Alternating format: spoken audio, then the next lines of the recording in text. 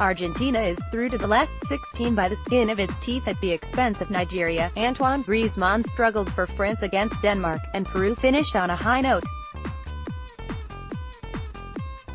Here are 3 winners and 3 losers on day 13 at the 2018 World Cup. Winners: Ever Banega No player transformed Argentina's overall performance more than Ever Banega. Banega assisted Lionel Messi's opener, generated a sumptuous through ball to Angel Di Maria, who was fouled on the run, and orchestrated the middle of the pitch for Argentina.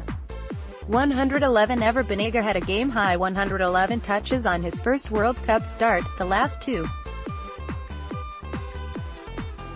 Architect. Picked out twitter.com/WhatsAratuzoy, Optajohan, @Optajohan, June 26, 2018. If there is any player who should be a key starter for Argentina, it's Banega. He offers incisive forward passing and the vision to unlock defenses.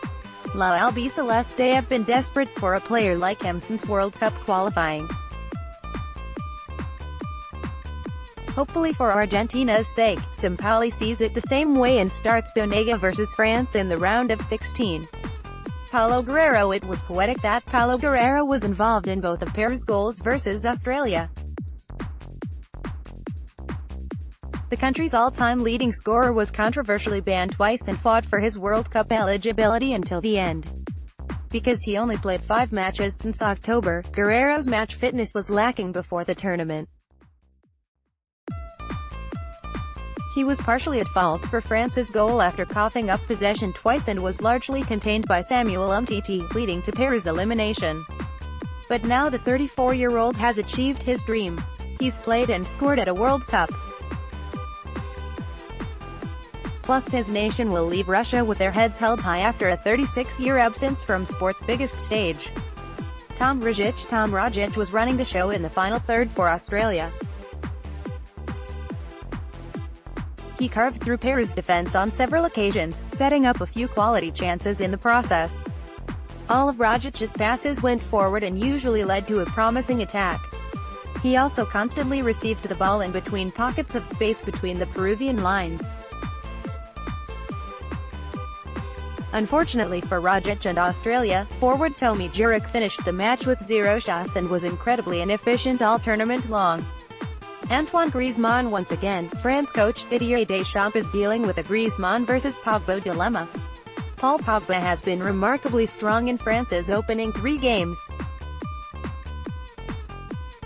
He's been involved in all 3 of the team's goals and has thrived in a 4-2-3-1 next to N'Golo Kante.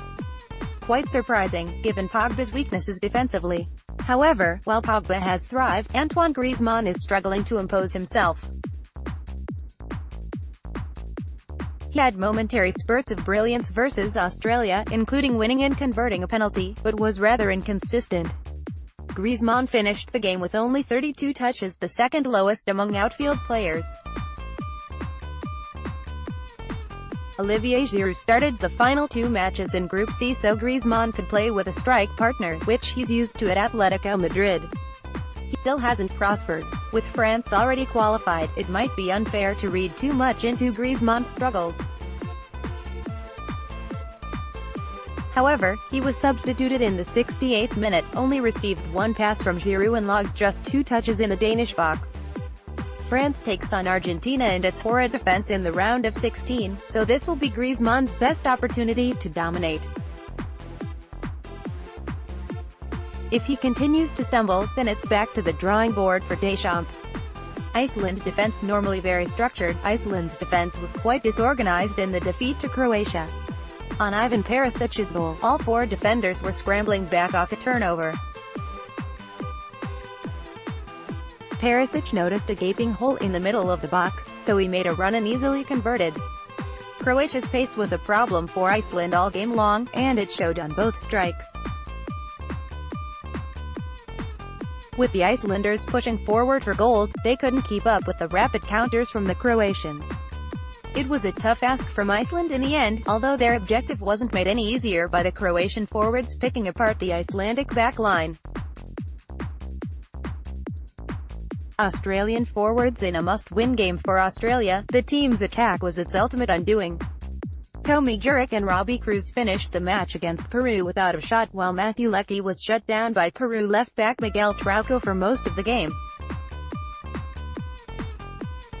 Even with Tom Rogic and Aaron Mooy bossing the middle of the field, none of the three forwards were able to capitalize.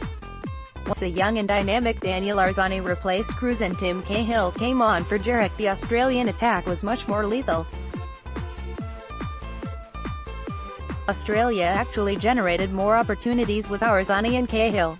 As evidenced by expected goals (XG), an advanced analytic used to determine the quality of a shot, the XG actually rose dramatically after the 60th minute, which coincided with those substitutions.